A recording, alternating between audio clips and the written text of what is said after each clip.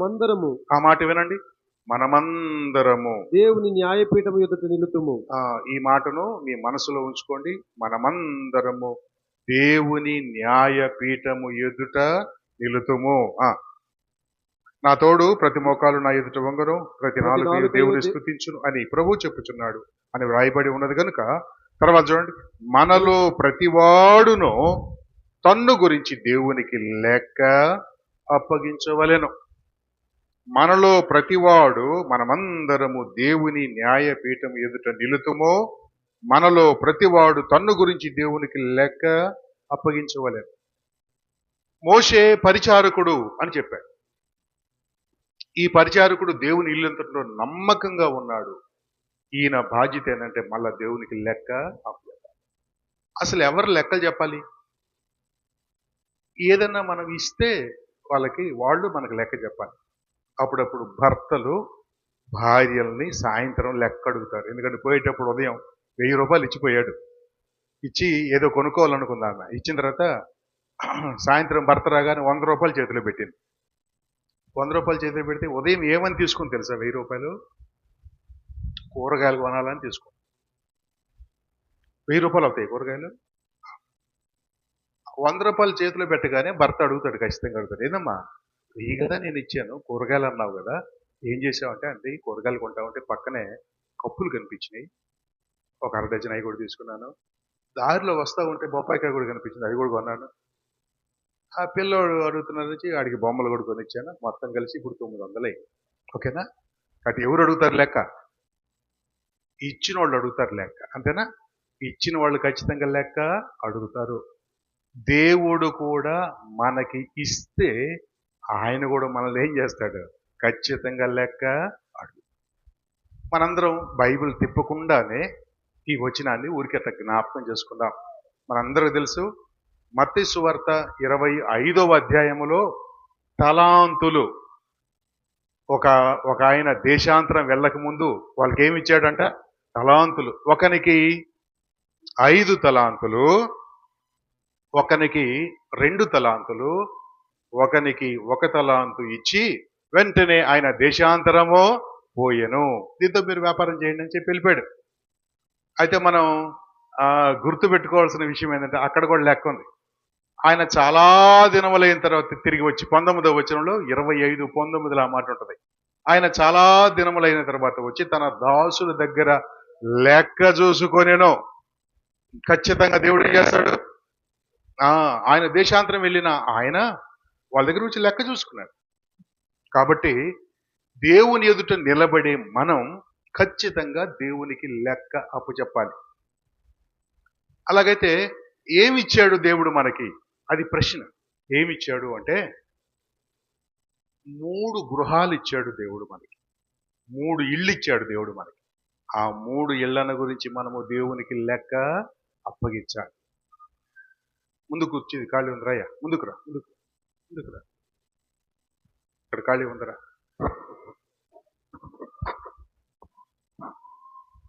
Okay,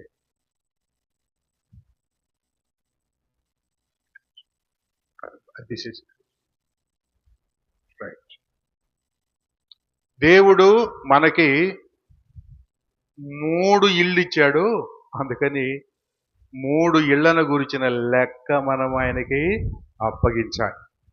ఏమిటి ఆ 3 ఇళ్ళు అంటే, మనకు అర్థమవటం కోసం అపోస్తుడైన పౌలు గారు కొరింథీయులకు రాసిన 2వ పత్రికలో 5వ అధ్యాయం చూడండి. 5వ అధ్యాయం 1వ వచనంలో ఇలాగంటాడు. ఏమంటాడంటే, భూమి మీద మన గుడారమైన ఈ నివాసము శిథిలమైపోయినను చేతి పని కాక దేవుని చేత కట్టబడినది నిత్యమైన నివాసము పరలోకమందు మనకు ఉన్నదని ఎరుగుదుము అని అన్నాడు. ఇక్కడ భూమి మీద మన గుడారము అని అన్నాడే, ఆ ఇల్లు అన్నమాట. గుడారం అంటే ఇల్లు. ఏ ఇంటిని గురించి మాట్లాడుతున్నాడు తెలుసా? ఈ శరీరం, ఈ శరీరాన్ని గురించి. అలాగైతే దేవుడు మనకి ఏమి ఇచ్చాడంటే ఒక ఇల్లు. మన శరీరమే ఒక ఇల్లు. అందుకని దేవుడు ఏమి లెక్క అడుగుతాడు? ఈ ఇంటిని గురించి లెక్క అడుగుతాడు, ఈ శరీరాన్ని గురించి లెక్క అడుగుతాడు. మనం దేవునికి లెక్క చెప్పాలి. 2, మనకి ఒక దేవుడు ఒక కుటుంబాన్ని ఇచ్చాడు. కుటుంబం, కుటుంబం కూడా ఒక ఇల్లే. కుటుంబం కూడా ఒక ఇల్లే.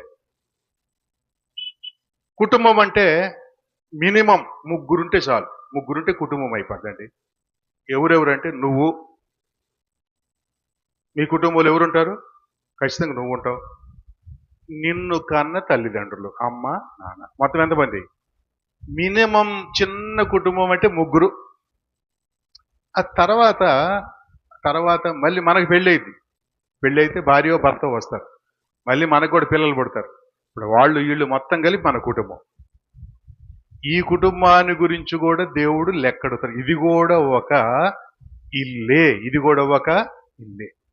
అందుకని రెండవ ఇల్లు ఏమిటి అంటే మన కుటుంబమే రెండవ ఇల్లు. కాబట్టి మనం లెక్క చెప్పాల్సిన రెండవ ఇల్లు ఏంటంటే మన కుటుంబాన్ని గురించి దేవునికి లెక్క అప్పగించాలి. ఇక మూడవ ఇల్లు ఏమిటి అనంటే సంఘము మూడవ ఇల్లు. సంఘము మూడవ ఇల్లు. ఇప్పుడే చదువుకున్నాం కదా మనం.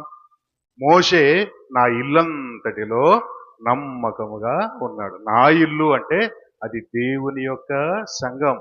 అపోస్తులైన పౌలు గలతీ పత్రిక రాస్తూ విశ్వాస గృహము అని అన్నాడు. సంఘాన్ని ఏమన్నాడు? విశ్వాస గృహము అని పిలిచాడు.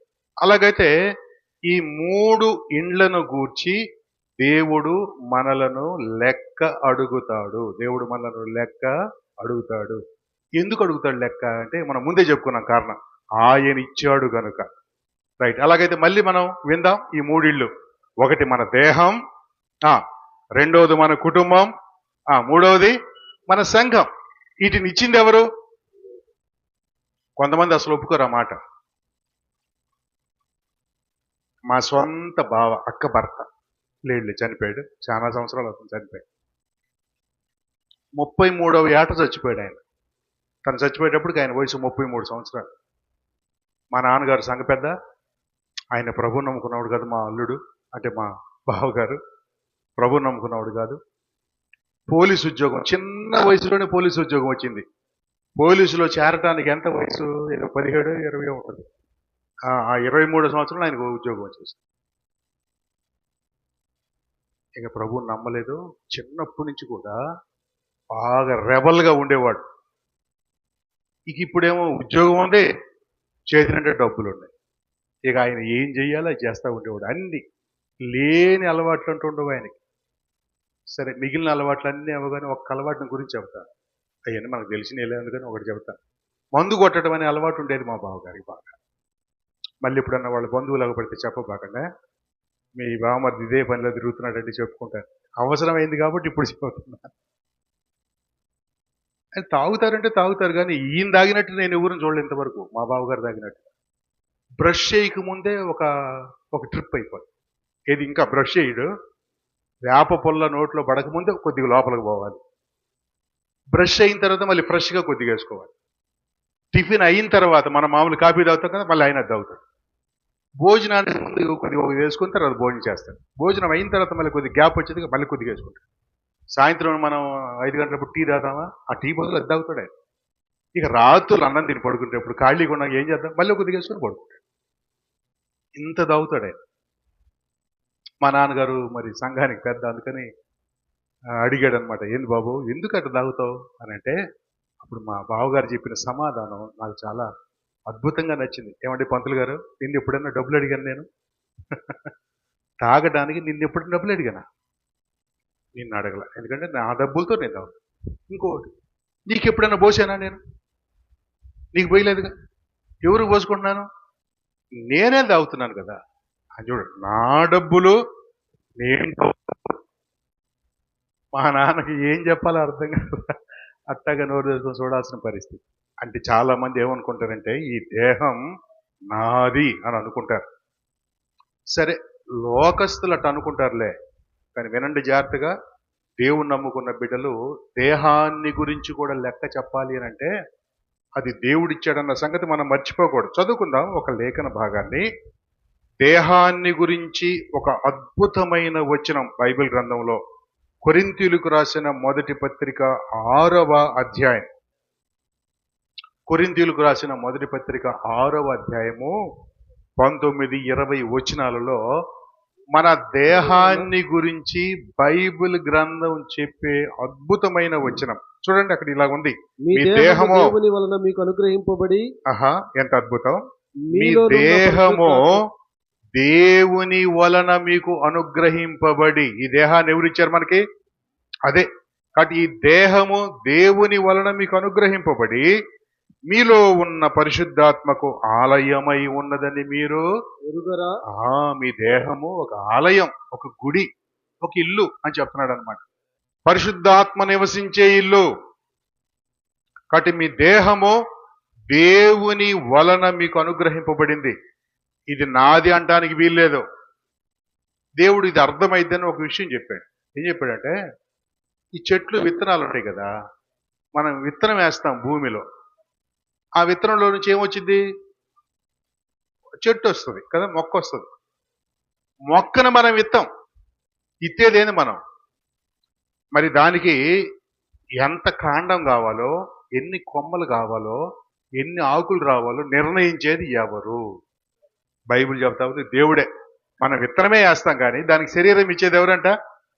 అలాగైతే మొక్కలకి జంతువులకి శరీరం ఇచ్చిన దేవుడు మనకు కూడా శరీరం ఇచ్చే దేవుడు ఆయనే. కాబట్టి మన దేహము మన సొంతము కాదు, దేవుని వలన మీకు అనుగ్రహింపబడి. అందుకని అద్దం దగ్గరికి పోయినప్పుడు తిట్టబాకండి దాన్ని. నాకు ఈ వచనం తెలియనప్పుడు అద్దం దగ్గరికి పోయి నేను చూసుకొని అనుకునేవాడిని, ఈ ముక్కు కొద్దిగా దగ్గరకుండి కొంచెం ముందుకుంటే కొద్దిగా స్టైల్గా ఉండేది కదా, ఏంది ప్రభా కొద్దిగా లావుగా రౌండ్గా చేసేవి ఎందుకు అని అనుకునేవాడు. కానీ ఈ దేహాన్ని ఇచ్చింది ఎవరు? అందుకని మనమేమనద్దు. మనల్ని నిర్మించిన దేవుడు, మనల్ని ఇష్టపడుతున్న దేవుడు, మన కొరకు ప్రాణం పెట్టిన దేవుడు. కాబట్టి ఈ దేహాన్ని గురించి మన ఇష్టము కాదు, అది ఆయన ఇష్టం. అందువల్ల దేవుడే మనకు దేహాన్ని ఇచ్చాడు. ఇంకా ఏమన్నారు చూడండి, మీలో ఉన్న పరిశుద్ధాత్మక ఆలయమైనదని మీరు ఎరగరా. ఆ తర్వాత ఇంకొక మాట అన్నాడు, మీరు మీ సొత్తు కారు. మీరు మీ సొత్తు కారు.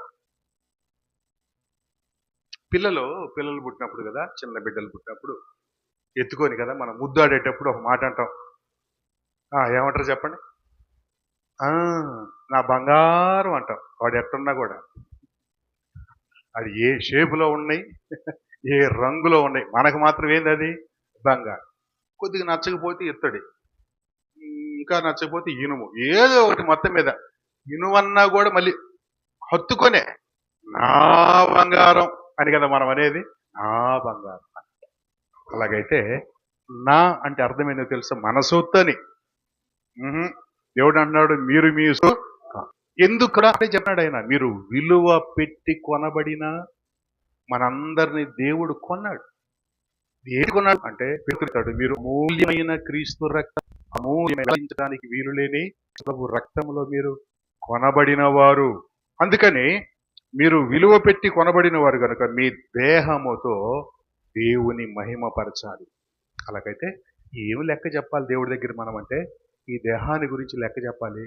ఈ దేహాన్ని ప్రభువుని తెలుసుకున్న తర్వాత, తెలియకముందు తెలియదు మనకి, ఈ లోకంలో మనం జీవించాం. కానీ ప్రభువు మనకు అర్థమైన తర్వాత, ప్రభువుని గురించి తెలుసుకున్న తర్వాత ఈ దేహాన్ని ఏం చేయాలి తెలుసా? పవిత్రంగా కాపాడాలి. అపరిశుద్ధత ఏమీ దేహానికి అంటకుండా చూసుకోవాలి. మన దేహానికి అపవిత్రత ఎలాగ వచ్చిద్దో తెలుసా మీకు? ఎలాగొచ్చిందంటే కళ్ళ ద్వారా వచ్చింది, నోటి ద్వారా వచ్చింది, చెవుల ద్వారా వచ్చింది. అంటే చూడకూడదని చూస్తే అపవిత్రం అయిపోతాం మనం. అనకూడని మాటలంటే అపవిత్రం అయిపోతాం మనం. వినకూడని వింటా కూర్చుంటే అపవిత్రం అయిపోతాం మనం కదండి. వెళ్ళకూడని స్థలానికి మన కాళ్ళు నడిపిస్తే అపవిత్రం అయిపోతాం. చేయకూడని పనులు మన చేతులతో చేస్తే అపవిత్రం అయిపోతాం. అందువల్ల మనము అపవిత్రులైపోవడానికి మన శరీరంలో ఉండే అవయవాలు పనిచేస్తాయి. వాటి ద్వారా మనము అపవిత్రం అయిపోతాం. కాబట్టి మనం తెలుసుకోవాల్సిన ప్రాముఖ్యమైన సంగతి ఏంటంటే, ఈ దేహాన్ని మనం పవిత్రంగా కాపాడాలి. ఒక వచనం చదువుదాం. పౌలు గారే చక్కగా ఒక మాట చెప్పాడు. తెస్సలోనిక పత్రికలో అనుకుంటా, తెస్సలోనిక పత్రిక మొదటి పత్రిక 4వ అధ్యాయం. మొదటి పత్రిక తెస్సలోనిక పత్రిక 4వ అధ్యాయము 3వ వచనం చదువుకుందాం. మీరు పరిశుద్ధులు ఒకటే అనగా మీరు జారత్వమునకు దూరముగా ఉంటే దేవుని చిత్తము. మీలో ప్రతివాడును దేవుని ఎరగని అన్ని జనుల వలె కామాభిలాషి ఎందుకు కాక. తర్వాత మాట చూడండి. పరిశుద్ధత ఎందును ఘనత ఎందును తన తన ఘటమును ఎట్లు కాపాడుకొనవలనో అది ఎరిగి ఉండుటయే దేవుని చిత్తం. కాబట్టి దేవుని చిత్తం ఏంటి అంటే మనం పవిత్రంగా ఉండాలి, పరిశుద్ధంగా ఉండాలి. ఈ దేహముతో దేవునికి మహిమ రావాలి. మనం ఇప్పుడు తీసి చదవట్లేదులే కానీ ఒక వచనాన్ని ఊరికెలా గుర్తు చేసుకుందాం. మీ అందరికీ బాగా పరిచయమైన వచనమే. యోబు గ్రంథం 31వ అధ్యాయం మొదటి వచనంలో యోబు భక్తుడు ఇలాగ అంటాడు. నేను నా కన్నులతో నిబంధన చేసుకున్నాను, కన్యకును నేను ఎలాగో చూతును అని అన్నాడు. 31వ అధ్యాయం యోబు గ్రంథం. నా కన్నులతో నేను నిబంధన చేసుకున్నాను అన్నాడు. అలాగైతే ప్రభు నమ్ముకున్నప్పుడు మనం కూడా అదే నిబంధన చేసుకుంటాం. ప్రభా, ఈ దేహం నీ మహిమార్థమే. ఆ అధ్యాయం అంతా మీరు చదవండి. ఆ అధ్యాయం అంతా చదివితే అది చదవండి అంటే ఇప్పుడు కాదు. ఎప్పుడు చదువుకోవాలి? ఎప్పుడన్నా ఖాళీగా పోయి ఇంటికాడ గుర్తున్నప్పుడు చదువుకోండి. చదివితే ఆ అధ్యాయం మొత్తం మీద యోబు గారు కొన్ని విషయాలు మాట్లాడతాడు. ఏ విషయాలు మాట్లాడతాడంటే మొట్టమొదటిగా ఆయన కంటిని గురించి మాట్లాడాడు. ఆ తర్వాత మనం కిందకి వెళ్ళి చదివితే ఆయన హృదయాన్ని గురించి మాట్లాడతాడు. ఆ తర్వాత ఆయన పెదాల గురించి మాట్లాడతాడు. ఆయన నాలుకను గురించి మాట్లాడతాడు. ఆయన చేతుల గురించి మాట్లాడతాడు. ఆయన కాళ్ళను గురించి మాట్లాడతాడు. ఇవన్నీ కూడా మనకు అపవిత్రత తీసుకొచ్చేవే. అందుకని ఆయన అంటాడు, వీటన్నిటితో నేను నిబంధన చేసుకున్నాను. నిబంధన. కాబట్టి మన దేహం పవిత్రంగా ఉండాలి. రేపొద్దున దేవుడి దగ్గర నిలబడినప్పుడు దేవుని న్యాయపీఠం అని అన్నాం ఇందాక మనం. దేవుని న్యాయపీఠం. కొరింథీ పత్రిక 5:10లో కూడా క్రీస్తు న్యాయపీఠం అని ఉంటుంది. కొరింథీ 2వ పత్రిక 5వ అధ్యాయం 10వ వచనంలో మనమందరము క్రీస్తు న్యాయపీఠం ఎదుట నిలబడతాం అని ఉంది. నిలబడతాం అని ఉంది. క్రీస్తు న్యాయపీఠము అన్న దేవుని న్యాయపీఠము అన్న ఒకటే. కాబట్టి ఆ న్యాయపీఠం దగ్గర మనం నిలబడతాం. అక్కడ దేవుడు మనల్ని అడిగే లెక్కల్లో ఒక లెక్క నీ శరీరము అనే గృహాన్ని గురించి దేవుడు లెక్క అడుగుతాడు. దేవుడు ఒకటే మాట అంటాడు, దాన్ని ఎంత పవిత్రంగా కాపాడావు నా కోసం. పరిశుద్ధత ఎందును ఘనత ఎందును తన తన ఘటమును కాపాడుకోవాలి. అది మనందరి యొక్క బాధ్యత. ఓకేనా? రైట్. దీని గురించి లెక్క చెప్పాలి. మనం ఇప్పుడు పాటలు పాడుతున్నామా? ఎవరి గురించి పాడుతున్నాం? యేసుప్రభు గురించి పాడుతున్నాం. వాక్యం వింటున్నావా? ఎవరి వాక్యం వింటున్నాం? యేసయ్య మాటలు వింటున్నాం. ప్రార్థన చేస్తామా? ఎవరికి చేస్తాం? యేసుప్రభుకు ప్రార్థన చేస్తాం. సడన్ గా ఒకరోజు కొన్నేళ్ళన్నా మనం పాడే పాటలు, మనం వినే వాక్యం, మనం చేసే ప్రార్థన ఎవరికి చేస్తున్నామో సడన్ గా ఒకరోజు ఆయన మన ఎదురుగుంటాడు. ఆ ఎదురుగున్న రోజే దేవుని న్యాయపీఠం అంటే. ఆయన ఎదురుగా మనం వెళ్తాం, మన ఎదురుగా ఆయన ఉంటాడు, కుర్చీలో కూర్చొని ఉంటాడు, న్యాయపీఠం మీద మనం నుంచుంటాం. ఇప్పుడు లెక్క అడుగుతాడు, నీ దేహాన్ని ఎంత పవిత్రంగా. కాబట్టి ఈ ఇంటిని గురించి మనము దేవునికి లెక్క అప్పగించాలి. ఇక రెండవ ఇల్లు అనుకున్నామా? రెండవ ఇంటిని ఏమనుకున్నాం మనం? కుటుంబం. కుటుంబం అనేది కూడా దేవుడు మనకిచ్చిన ఇల్లు. కుటుంబంలో ఎంతమంది ఉంటారు? మినిమం 3 ఉంటారు. ఇంకా పెరగవచ్చు. అర్థమైందా? వాస్తవానికి మనకి 2 కుటుంబాలు ఉంటాయి. 2 కుటుంబాలు అంటే మళ్ళీ అది కాదు అర్థం. అయ్యో బాబు, మా పాష గారు వచ్చారు 2 కుటుంబాలు అన్నారని. ఒకటి చిన్న కుటుంబం, ఇంకొకటి పెద్ద కుటుంబం. టౌన్లో తెలుసుగా మీరు, టౌన్లో రింగ్ రోడ్లు వేస్తారు. రింగ్ రోడ్ అంటారు దాన్ని. Inner ring road, outer ring road. హైదరాబాద్కి ఔటర్ రింగ్ రోడ్ ఉంటుంది, గుంటూరులో ఇన్నర్ రింగ్ రోడ్ ఉంటుంది. అర్థమైందా? కాబట్టి ఇన్నర్ రింగ్ రోడ్ అంటే లోపల దగ్గరగా ఉండే రోడ్డు, ఔటర్ రింగ్ రోడ్ అంటే పెద్దది. అలాగా చిన్న ఇన్నర్ రింగ్ రోడ్ లో ఉండే కుటుంబం ఒకటి ఉంటుంది మనకి, ఔటర్ రింగ్ రోడ్ లో కూడా ఒక కుటుంబం ఉంటుంది. దాని అర్థం ఏంటంటే ఒక ఇంటిలో ఉండేవాళ్ళు చిన్న కుటుంబం. ఇప్పుడు మన ఇంట్లో ఎవరెవరు ఉంటారు? నేను, నా భార్య, మా అబ్బాయి, మా కోడలు, మేము నలుగురం ఒక ఇంట్లో ఉంటాం. ఇది మనం ఉండే చిన్న ఇల్లు. కానీ నాకు అన్నదమ్ముళ్ళు ఉన్నారు, మా భార్యకి అన్నదమ్ముళ్ళు అక్క చెల్లెలు ఉన్నారు. అలాగా వాళ్ళందరిని కలుపుకుంటే వాళ్ళు కూడా మన కుటుంబమే, పెద్ద కుటుంబం అన్నమాట. అయితే మనం ఏం చేయాలంటే దేవునికి ముందు చిన్న కుటుంబాన్ని గురించి, ఆ తర్వాత పెద్ద కుటుంబాన్ని గురించి కూడా లెక్క అప్పగించాలి. ఇంతకీ కుటుంబాన్ని గురించి ఏమి లెక్క అడుగుతాడు దేవుడు? ఆయన అడిగేది ఒక లెక్క. ఏమడుగుతాడంటే, నువ్వు రక్షింపబడ్డావు, చాలా సంతోషం, ప్రభువుని నమ్ముకున్నావు, పాపక్షమాపణ పొందావు, చాలా మంచిదే, కానీ నీ కుటుంబం ఏం చేస్తున్నారు అని అడుగుతాడు. వాళ్ళు ఎందుకు నమ్మలేదు ప్రభువుని అని అడుగుతాడు. కాబట్టి దేవుడు ఒక అద్భుతమైన ప్రణాళిక బైబిల్ గ్రంథంలోనే సిద్ధం చేసి పెట్టాడు. అదేమిటనంటే, ఒక వ్యక్తి కానీ ప్రభువుని నమ్ముకుంటే వాళ్ళ కుటుంబం అంతా కూడా దేవుని దగ్గరికి రావాలన్నది ఆయన యొక్క చిత్తం. ఫిలిప్పి పట్టణంలో జైలర్. ఆ జైలరు ఆ రాత్రి అర్ధరాత్రి తలుపులన్నీ పగిలిపోయినప్పుడు ఖైదీలు అందరూ పారిపోయి ఉంటారనుకుని భయపడి తను తాను చంపుకోవాలనుకున్నప్పుడు పౌలు శీలలో ఆ జైలరు వాళ్ళతో మాట్లాడి వాళ్ళు చెప్పిన మాట ఏంటంటే, మేము ఎవరం పారిపోలేదు, ఉన్నాం బాబు అని అన్నాడు. నీకు నువ్వే ఏ హాని చేసుకోవద్దని చెప్పినప్పుడు అపొస్తలుల కార్యాలు 16వ అధ్యాయంలో అప్పుడు ఆయన పెద్దగా కేకలు వేశాడు, అయ్యా రక్షణ పొందడానికి నేనేమి చేయవలెను. అయితే ఆన్సర్ చూడండి ఎంత బాగుందో. ప్రభు అయిన యేసునందు విశ్వాసం ఉంచుము, అప్పుడు నీ మటుకు నువ్వు రక్షింపబడతావు, నీ కుటుంబంతో పని లేదనలా. నీవును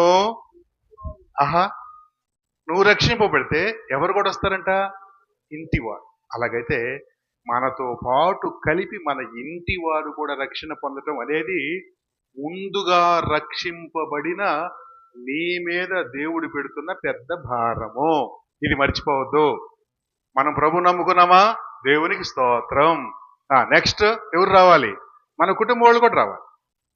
అదే అపోస్తుల కార్య గ్రంథం 16వ అధ్యాయం. అపోస్తుల కార్య గ్రంథం 16వ అధ్యాయం.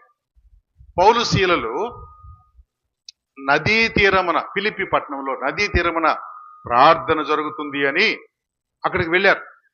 కొంతమంది స్త్రీలు వస్తే వాళ్ళతో దేవుని యొక్క వాక్యాన్ని చెప్తా ఉన్నారు. ఇంకా ఎప్పుడు చెప్పినా పౌలు గారు పరలోక రాజ్య సువార్త, సత్య సువార్త బోధిస్తాడు. వెంటనే అక్కడ ఉన్న వాళ్ళల్లో ఒక ఆమె ప్రభువుని నమ్ముకోవడానికి ఇష్టపడింది. ఆమె పేరు లూదియా. ఆమె తుయితైర పట్టణస్తురాలు, ఊదా రంగు పొడి అమ్ముకునే సహోదరి. ప్రభువు ఆమె హృదయము తెరిచిన గనక పౌలు చెప్పిన మాటల యందు ఆమె లక్ష్యమో ఉంచాను.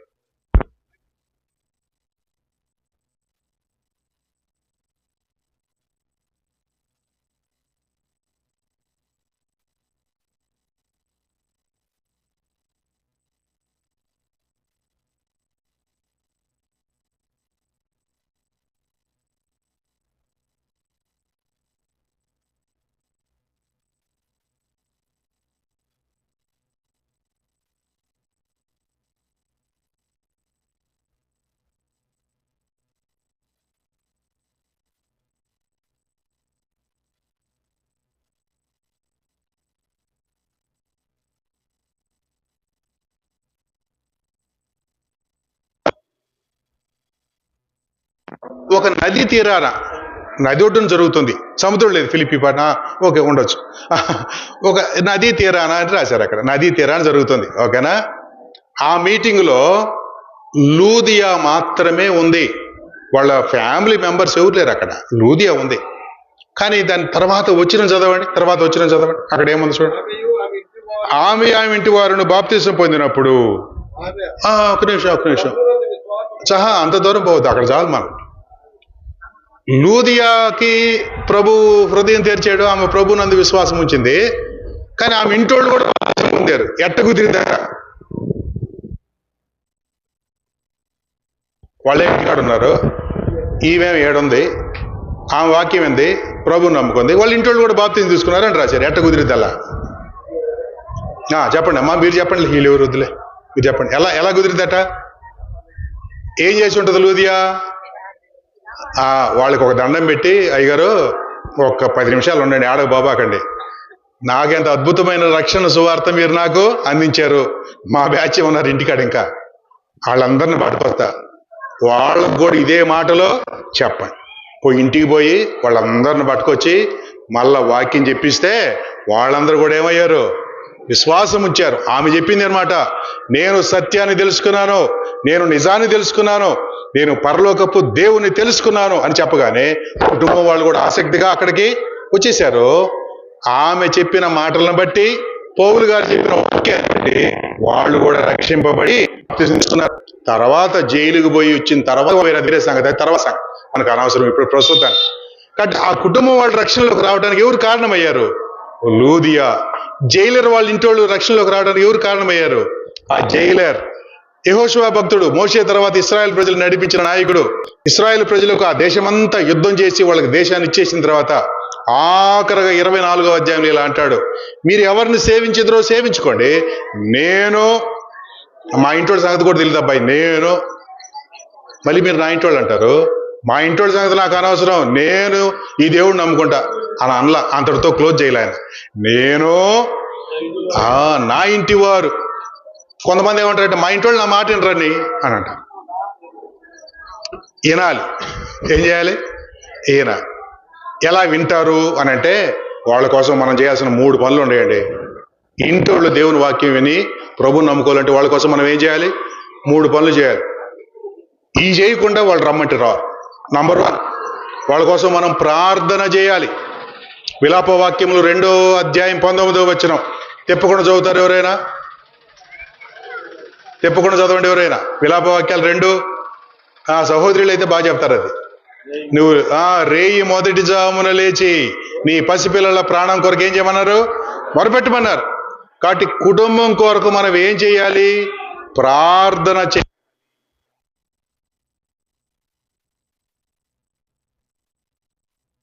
కుటుంబం కోసం ప్రార్థన చేస్తున్నారా? ఎందుకు చేయట్లేదు అన్నయ్య? ఉదయం కూడా చేశాను అన్నాడు. ఏం చేసావు చెప్పాను. అయ్యా మా కుటుంబాన్ని రక్షించు, ఆమేన్. ఇట్లా అడిగితే ఎవరన్నా దేవుడు వింటాడంటారా? అయ్యా మా కుటుంబాన్ని రక్షించు, ఆమేన్ అంటే నీకేమన్నా అందులో భారం కనిపిస్తుందా? కానీ ఆ 2వ అధ్యాయం 19వ వచనం మీరు జాగ్రత్తగా చదివితే విలాప వాక్యాల్లో నీళ్లు కుమ్మరించినట్లు ఆయన సన్నిధిని నీ హృదయమును కుమ్మరించాడు.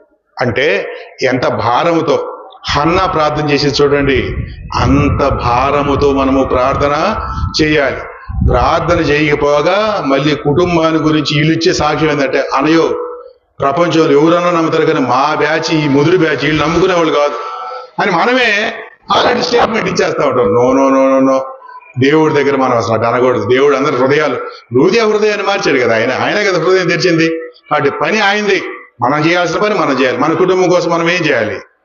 అంతే. నిజంగా ప్రార్థన చేయాలి, భారంగా మనము ప్రార్థన చేయాలి. నంబర్ 2, వాళ్ళకి యేసయ్యని గురించి మనం చెప్పాలి. యెషయా గ్రంథం 38వ అధ్యాయంలో సజీవులు సజీవులే కదా నిన్ను స్తుతించుదురు అని చెప్పుకుంటూ తండ్రులు కుమారులకు నీ సత్యమును నేర్పుదురు అని ఉంది. కాబట్టి బిడ్డలకు మనం ఎవరు చెప్పాలి? సత్యాన్ని మనం చెప్పాలి. చాలా మంది ఇంట్లో వాళ్ళు చెప్పకుండా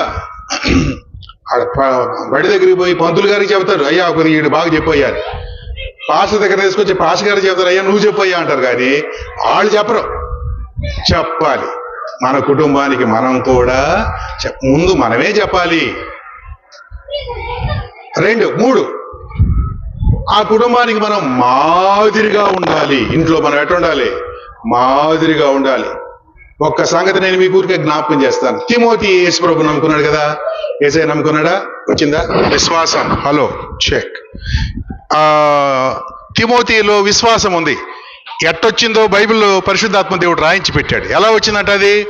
మొదట నీ అవ్వ అయిన లోయలోను, ఆ తర్వాత నీ తల్లి అయినా యూనైకోలోను సహా నివసించప్పుడు నీతో సహా నివసించుచున్నది అని అన్నాడు. ఈయనకి విశ్వాసం ఎలా వచ్చింది అంటే వాళ్ళ అమ్మమ్మ వాళ్ళు దేవునిలో సాక్షులుగా జీవించారు. ఆ బిడ్డకి మాదిరిగా జీవించారు. అలాగైతే గుర్తుపెట్టుకోండి, మన కుటుంబంలో బిడ్డలు, మన కుటుంబంలో సభ్యులు యేసయ్యను తెలుసుకోవాలంటే నువ్వు ఏం చేయాలంటే తప్పకుండా వాళ్ళకి మాదిరిగా ఉండాలి. మాదిరి అంటే మనం చేస్తూ ఉంటే వాళ్ళు చేస్తారు, మనం చేసే వాళ్ళు చేస్తారు, మనం చెప్పే వాళ్ళు చేయరు. అప్పుడప్పుడు అమ్మ నాన్న పిల్లల్ని ఇలా అంటారు, హేయ్ రాత్రి ఇప్పుడు 10 అవుతా ఉంది, ఇంకా నువ్వు సెల్ ఫోన్ ఇట్టట్టు అంటావా రాస్కేల్ అనగా ఇది తిట్టే ఆయనే దాన్ని ఇట్టట్టు అనుకుంటే వీళ్ళని తిడతారు పిల్లల్ని. పిల్లలకి ఏమనిపించింది అప్పుడు? ఓహో ఇది వాళ్ళు చేసేది కాదు, మనల్ని చేయమంటున్నారు. కాబట్టి వాడు ఏం చేస్తాడంటే ఇక మన ముందు దుప్పటి వేసేస్తాడు, లోపల దుప్పటి లోపల ఉంటుంది ఫోన్. అర్థమవుతుందా? వాళ్ళు ఆపరు. కాబట్టి మనం ఎప్పుడైతే చెప్తామో అది మనం చేసేటట్టుగా ఉండాలంటే మాదిరి చూపించాలి. సో రెండవ కుటుంబం అంటే, రెండవ ఇల్లు అంటే మన కుటుంబం. మన కుటుంబాన్ని గురించి కూడా దేవుడు లెక్క అడుగుతాడు. మన కుటుంబాన్ని గురించి లెక్క చెప్పాల్సిన బాధ్యత మన మీద ఉంది. నిన్ను బట్టి కుటుంబం అంతా దేవుళ్ళలోకి రావడం అనేది దైవ ప్రణాళిక, దేవుని ఉద్దేశం. దాని కొరకు మనము ప్రార్థన చేద్దాం, దాని కొరకు మనము వాళ్ళకి సత్యాన్ని నేర్పిద్దాం, దాని కొరకు మనము మాదిరికరంగా జీవిద్దాం. రైట్. ఆఖరిగా సంఘము అనే కుటుంబాన్ని గురించి కూడా దేవునికి మనము లెక్క అప్పచెప్పాలి. సంఘము అనేది కూడా ఒక కుటుంబమే. దేవుడు నిన్ను ఒక సంఘంలో చేర్చాడు అంటే, అసలు కొరింథీయులకు రాసిన మొదటి పత్రిక 12వ అధ్యాయంలో సంఘము ఒక శరీరం అని చెప్పాడు. ఇంకా ఒక శరీరములో మనందరము వేరు వేరు అవయవాలము అని చెప్పాడు. కాబట్టి ఒక శరీరములో ఉండే అవయవాలు ఎలాగైతే ఒకదానికొకటి కోఆపరేషన్గా ఉంటాయో, వేరువేరు పనులు చేసినప్పటికీ, వేరువేరు సామర్థ్యాలు కలిగి ఉన్నప్పటికీ అన్ని కలిపి ఒకటే అన్న విషయాన్ని మనం గుర్తుపెట్టుకోవాలి. సంఘంలో ఏకత్వం అనేది ఉండాలి, చాలా ముఖ్యం. మనమందరం ఒక సంఘంలో ఉన్నాం కనుక, ఒక స్థానిక సంఘంలో ఉండే వాళ్ళందరూ కూడా మిగిలిన వాళ్ళ గురించిన లెక్క కూడా మనం చెప్పవలసిన అవసరత ఉంటుంది. అయితే సంఘంలో మెయిన్గా చెప్పాల్సిన లెక్కలు 3 ఉంటాయండి. ఈ 3 లెక్కలు మనం సంఘాన్ని గురించి చెప్పాలి. 3 టీలు టీ గుర్తుపెట్టుకోండి. ఒకటి ఏంటంటే టైం. ఒకటి ఏంటి? టైం. ఏం టైం అంటే నువ్వు సంఘంలో ఉన్న టైం అది. అంతేగాని ఆడు ఉన్నాడా, ఈడున్నాడా, ఆడ సంగతి కాదు, నీ సంగతి. నువ్వు టైం, ఎంత టైము దేవుని సన్నిధిలో గడిపావు అన్నది దేవుడు చూస్తాడు. అందుకని దేవుని సన్నిధిలో మనం గడపాల్సిన సమయాన్ని మనం ఎప్పుడు కూడా దాన్ని పక్కన పెట్టేసి వేరే పనుల్లో మనము ఉండొద్దు. ఖచ్చితంగా దేవుని సన్నిధికి రావాలి. ఆరాధన సమయంలో ఉండాలి మనం. ఖచ్చితంగా దేవుని వాక్యం నేర్చుకునే కూడికలో ఉండాలి. మరి ముఖ్యంగా ప్రార్థన చేసే కూడికలో ఉండాలి. సువార్త చెప్పే కూడికలు కూడా మనము ఉండడానికి ప్రయత్నం చేయాలి. ఇంపార్టెంట్ ఒక 4 కూడికలు ఉంటాయి. ఆ 4ట్లో మన ప్రజెన్స్ ఉండటానికి మనము ప్రయత్నం చేయాలి. ఇంత చేసిన తర్వాత చాలా అలిసిపోయినట్టు అనిపించింది మనకి. ఎందుకంటే ఆదివారం పోయి, మంగళవారం పోయి, గురువారం పోయి, శనివారం పోయి, మళ్ళీ ఆదివారం పోయేసరికి అబ్బో చాలా టైం అనుకుంటాం. కానీ మీరు ఇంటికి పోయిన తర్వాత చర్చిలో ఎంతసేపు ఉంటున్నారో లెక్కే చూడండి. చూస్తే వారంలో దశమ భాగం కూడా ఉండరు. దశమ భాగం అంటే ఎంత అనుకుంటున్నారు? 14 గంటలు ఉండాలి ఒక వారానికి. 14 గంటలు మన చర్చిలో ఉంటున్నామా? అబ్బే 7 గంటలు, 6 గంటలు, 8 గంటలు ఉంటాం. ఏది ప్రతిపాదనకు పోతే. ఇంకా అది కూడా అసలు మళ్ళీ ఆదివారం చర్చి చూసేవాళ్ళు అయితే వాళ్ళు పాపం 2 గంటలు, 3 గంటలకి అంతే. అంటే దశమ భాగం కంటే కూడా చాలా తక్కువ సమయాన్ని మనం గడుపుతున్నాం. దేవుడు అడుగుతాడు, ఎంత సమయం నువ్వు దేవుని సన్నిధిలో ఉన్నావు అని అడుగుతాడు. దానికి మనం ఖచ్చితంగా లెక్క చెప్పాలి. రెండోది, మనకు దేవుడు రెండవ టీ ఏంటంటే తలాంతులు ఇచ్చాడు. టాలెంట్స్ అంటారు ఇంగ్లీష్లో. టాలెంట్స్, తలాంతులు. వాటిని గురించి కూడా లెక్క అడుగుతాడు. తలాంతులు అంటే అర్థం ఏదో తెలుసా? సంఘ క్షేమాభివృద్ధి కొరకు, అందరి క్షేమం కొరకు దేవుడు అందరికి తలాంతులు ఇచ్చాడు. నాకు ఒక తలాంతు ఉందనుకోండి, అది నా కోసం కాదు, అందరి క్షేమం కొరకు, సంఘంలో ఉన్న అందరి క్షేమం. ఒక ఆయన చక్కగా పాడతాడు. ఎవరి కోసం పాడతాడు? ఆయన అందరి కోసం పాడతాడు, సంఘం కోసం పాడతాడు. ఒక ఆయన బోధిస్తాడు, సంఘం కోసం బోధిస్తాడు. ఒక ఆయన ఇస్తాడు, అందరికి ఇచ్చే సామర్థ్యం ఉండకపోవచ్చు. ఒక ఆయన ఇస్తాడు, అది సంఘ క్షేమాభివృద్ధిలో ఉపయోగపడుతుంది. ఒక ఆయన హెచ్చరిక చేస్తాడు, బ్యూటిఫుల్గా చేస్తాడు. ఒక ఆయన ఆదరిస్తాడు, అది వాళ్ళ తలాంతులు అనమాట. ఎవరెవరికి దేవుడు ఏ తలాంతి ఇచ్చాడో ఆ తలాంతును ఉపయోగించాలి. అయితే ఇక్కడ మీరు గుర్తుపెట్టుకోవాల్సిన ఒక అంశం ఉంది. అదేంటంటే కొంతమంది కాదు, చాలా ఎక్కువ మంది అన్నయ్య భలే చెప్పారు కానీ నాకు మాత్రం ఏం లేదన్నయ్య తలాంతు. అందుకని నా పని ఏంటంటే బైబిల్ సంఖ్యలో పెట్టుకొని రావటం, ఆమె అనగానే ఇంటికి పోవటం. నాకే తలాంతు లేదనుకుంటున్నారు. నో, అందరికీ దేవుడు తలాంతులు ఇచ్చాడు. ఎంతమందికి ఇచ్చాడంట? అందరికి ఇచ్చాడు. లేదు కాదు, నీకు ఉంది కానీ అదేందో తెలియట్లేదు నీకు. దాన్ని అటు పక్కన పడేసావు. ఒక తలాంతోడు ఏం చేశాడు చెప్పండి? తవ్వి గుంట్లో పెట్టాడు, ఉపయోగం లేకుండా. అట్లా చాలామంది ఏం చేస్తున్నారంటే తవ్వి గుంట్లో పెడుతున్నారు. గుంట్లో పెట్టడానికి కూడా కారణం ఉందిలే. ఏంటంటే తలాంతులన్నీ ఎక్కడ ఉపయోగించాలని చూస్తారంటే ఏడ ఉపయోగించే తలాంతులు అంటే భలే ఇష్టం అండి. ఏడ ఏమేమి పనులు చేస్తారు? రెండు పనులు కదా, వాక్యం చెప్పడం, పాటలు పాడటం. అది ఆ రెండిటి మీదే ఉంటుంది మనసంతా. మిగిలిన చాలా ఉన్నాయి తలాంతులు. అవన్నీ కూడా సంఘ క్షేమాభివృద్ధిలో ఉపయోగపడతాయి అన్నమాట. కాబట్టి నీ పని నువ్వు చెయ్యాలి. నీ పని నువ్వు చేయకపోతే ఒక తప్పు. నీది కాని తలాంతులో కూడా ఏలు పెడితే ఇంకొక తప్పు. అర్థమైందా? అది నీది కాదు. ఇప్పుడు నన్ను పాట పాడమన్నారు అనుకోండి, పాట పాడితే మీరు అందరు లేచి భోజనం కూడా చేయకుండా పోతారు. కాబట్టి అది నాది కానప్పుడు దాంట్లో ఏలు పెట్టకూడదు. నేను పాడేవాళ్ళు పాడనేయాలి. కాబట్టి పాడటానికి ఏం కావాలి? పాడటానికి మైక్ కావాలంటున్నారు కొంతమంది. ఒక శృతి ఉండాలి. పాడేవాళ్ళకి ఏం ఉండాలి? శృతి ఉండాలి. పాడేవాళ్ళకి తాళం కూడా తెలిసి ఉండాలి. తాళం తెలియకుండా, శృతి తెలియకుండా నేను పాడుతున్నాను చాలా మంది కదా వస్తారు. అది నీ తలాంతు పాడేవాళ్ళకి ఖచ్చితంగా శృతి అంటే కీబోర్డు, తాళం అంటే డ్రమ్ము, ఈ రెండింటికి సరిపోవాలి. పాట పాడితే వాటికి సరిపోవట్లేదు అనుకో, మెదలకుండా కూర్చోవటం ఆరోగ్యానికి చాలా మంచిది. కాబట్టి మనది కాని తలాంతును మనం ఎప్పుడు తీసుకోవద్దు. కొంతమంది వాక్యం చెబితే మధ్యలోనే బైబిల్ తీసుకుని వెళ్ళిపోతుంటారు కొంతమంది. అంటే అర్థమైంది, నీకు చెప్పడం చేత కావట్లేదని అర్థం. కాబట్టి అలాంటప్పుడు మనం వాళ్ళని చూసి మనం కామై కూర్చోవటం మంచిది. కాబట్టి దేవుడు మనకి ఇచ్చిన తలాంతు దాన్ని ఉపయోగిద్దాం. ప్రతి ఒక్కరికి దేవుడు కృపావరం ఇచ్చాడు. ఆఖరిగా టీ అంటే ట్రెజర్ అంటే ఏది? డబ్బులు. లోకం సంగతి నేను మాట్లాడట్లా, లోకస్తుల సంగతి నేను మాట్లాడట్లా. ప్రభు నమ్ముకున్నావా? నువ్వు దేవుని పెట్టావా? నీ జేబులోకి వచ్చే ప్రతి పైసా దేవుడు అనుమతిస్తేనే మన దగ్గర డబ్బులు ఉంటున్నాయి. అది గుర్తుపెట్టుకోవాలి. కాబట్టి ఈ మాట నాతో పాటు అందరు పలకండి.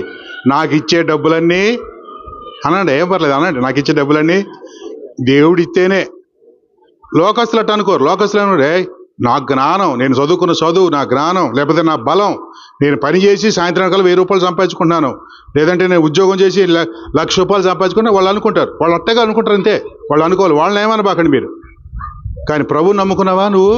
అలాగైతే నువ్వు తెలుసుకోవాల్సిన విషయం ఏంటంటే, నీ చేతిలోకి వచ్చే ప్రతి పైసా ఎవరి దయ వలన వస్తుంది? ఎందుకనంటే నీకు బలం ఉండాలంటే ఆయన ఇస్తేనే, నీకు ఆరోగ్యం ఉండాలంటే ఆయన ఇస్తేనే, నీకు జ్ఞానం ఉండాలంటే ఆయన ఇస్తేనే. ఆ సంగతులు మనకు తెలుసు కదా. ప్రభువా నాకు జ్ఞానం ఇచ్చిందేవా, నాకు ఆయుష్ ఇచ్చిందేవా, నాకు ఆరోగ్యం ఇచ్చిందేవా అని కదా మనం ప్రార్థన చేసేది. కాబట్టి అవన్నీ ఇచ్చాడు కనుకే మనం ఈ డబ్బులు సంపాదించుకోగలుగుతున్నాం. అందుకని దేవుడు అంటున్నాడు, ఆ వచ్చిన డబ్బుల్లో 10వ భాగము నాది అని అన్నాడు పాత నిబంధనలో. ఏమన్నాడు? 10వ భాగము నాది. ఒకసారి అనండి అందరు మీరు, 10వ భాగం మీద. అట్ట అనుకుంటున్నారు చాలా మంది. ఎవరు కూడా 10వ భాగం కూడా నాదే అనుకుంటున్నారు. ఆ మాట అంది ఎవరు? దేవుడు. కాబట్టి ఆయన సొమ్ము ఆయనకి ఇవ్వాలి. ఆయన సొమ్ము మన జేబులో పెట్టుకొని షికారులు చేయబాకండి. అర్థమవుతుందా? 100 రూపాయలు దేవుడికి ఇస్తే 90 నీదే, 10 రూపాయలు ఎవరి? నోరు మూసుకొని తీసుకెళ్లి దేవుని మందిరంలో వేసేసేయాలంతే. అది దేవుని సొమ్ము, అసలు మనది కాదు. మనది కాని దాని మీద మన పెత్తనాలు ఎందుకండి? మన దానికి కాని దాని మీద మనం అజమాయిషి ఏంటి? అది తీసుకెళ్లి దేవునికి అప్పగిచ్చేసేయాలి. ఆ పని చేస్తే రేపొద్దున దేవుడి దగ్గర మనకు లెక్కల్లో తేడాలు రాకుండా ఉంటాయి. లేకపోతే దేవుడు ఈ విషయంలో కూడా ఏం చేస్తారు? మనల్ని సంఘంలో 3 విషయాలు లెక్క చెప్పాలి. నంబర్ 1, మన టైము, మనకున్న తలాంతులు, మనకున్న ట్రెజర్. టోటల్గా క్రీస్తు న్యాయపీఠం దగ్గర 3 ఇళ్ల గురించి మనం దేవునికి లెక్క చెప్పాలి. 1, మన దేహం అనే ఇల్లు, దీన్ని పవిత్రంగా కాపాడుకోవాలి. 2, కుటుంబం అనే ఇల్లు, ఆ ఇంట్లో ఉన్న వాళ్ళందరూ ప్రభువులోకి వచ్చారు లేదా చూడవలసిన బాధ్యత మన మీద. 3, సంఘం అనే ఇంటిని గురించి కూడా మనం ఏం చేయాలి? లెక్క చెప్పాలి. ఈ 3 లెక్కలు తెలుసుకుంటే అక్కడికి పోయినప్పుడు మన ఇంటిని గురించి ఆనందంగా వెళ్తాం. ఈ భూమి మీద ఉన్నప్పుడు ఈ ఇంటి లెక్కలంతా వాళ్ళు చూసుకుంటారు, ఇంటి వాళ్ళు చూసుకుంటారు. మనకేం అవసరం? వాళ్ళ ఇంట్లో లెక్కలు మనకెందుకు? అది ఇప్పుడు ఆ ఇల్లు ఎంత అయింది, ఏం సంగతి మనకు అవసరం అంటారా? ఎంతెంత అవని, ఎన్ని లక్షలన్నా అవని, ఎంతకన్నా కదా, దాంతో ఆ లెక్కలు మనకు అవసరం లేదు. మన లెక్క ఏంటంటే ఆ మంచి భోజనం పెట్టేట్లయితే చూస్తారు, అంతవరకే. అవునా? ఓకే. కాబట్టి అది అంతవరకు మనం చూసి వాళ్ళ కొరకు మనం ప్రార్థన చేసి, దేవా ఆ బిడ్డలను దీవించు అని చెప్పి వెళ్ళిపోతాం. ఓకేనా? రైట్. ఈ మాటలు మన హృదయంలో ఉంచుకొని ప్రభు దగ్గర మనం 3 ఇళ్లను గురించి లెక్క చెప్పాలన్న సత్యాన్ని తెలుసుకొని అలాగే జీవిద్దాం. అలా చేయడానికి ఆత్మదేవుడు మనందరికీ సహాయము అనుగ్రహించుగాక. ఆమేన్.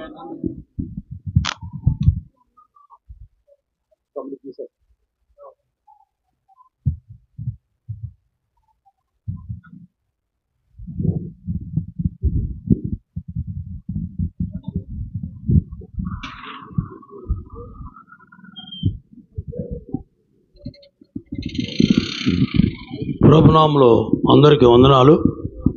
ప్రభు మహాకృపను బట్టి అన్న వ్యక్తిగతంగా మనల గురించి, మన యొక్క అనుభవాన్ని గురించి వచ్చింది గృహప్రవేశానికే. గృహప్రవేశంలో అందులో ఇల్లు అనే విషయాన్ని కూడా వాక్యానుసారంగా తీసుకొచ్చారు. ఆ ఇంట్లో వారు ఎలాగుండాలో ఏం చేయాలో కూడా చెప్పారు. సమస్తాన్ని మనం ఎరిగి ఉన్నాము. అయితే సంఘాల గురించి కూడా చెప్పారు. ఇక్కడ ఉన్న వాళ్ళందరూ కూడా సంఘస్థులే, సంఘానుభవం కలిగిన వారే ఎక్కువ మంది ఉన్నారు కాబట్టి చెప్పారు. కాబట్టి ఇక్కడ మన ప్రియులు ప్రసాద్ సుజ్ఞానముల గారి యొక్క వారిని ప్రేమించి దేవుడు ఇచ్చినటువంటి యొక్క నూతన గృహప్రవేశం చేయడానికి మనల్ని కూడా ఆహ్వానించాడు. అందులో దైవ సేవకుల్ని, పెద్దలను అందరినీ పిలిచారు.